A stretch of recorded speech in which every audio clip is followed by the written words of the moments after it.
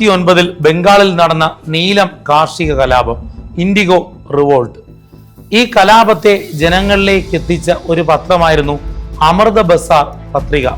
1868 ഈ പത്രം പുറത്തിറങ്ങിയത്. ബംഗാളിലെ ഒരു ലോക്കൽ മാർക്കറ്റിന്റെ പേരിലാണ് ഈ പത്രം അന്ന് പുറത്തിറക്കിയത്. ഈ പത്രത്തിന്റെ സ്ഥാപകർ ശിശിർ കുമാർ ഘോഷും മോത്തിലാൽ ഘോഷുമാണ്. ഈ പത്രം അന്ന് ദേശീയത ശക്തിപ്പെടുത്തുന്നതിൽ മുഖ്യ പങ്ക് വഹിച്ചു.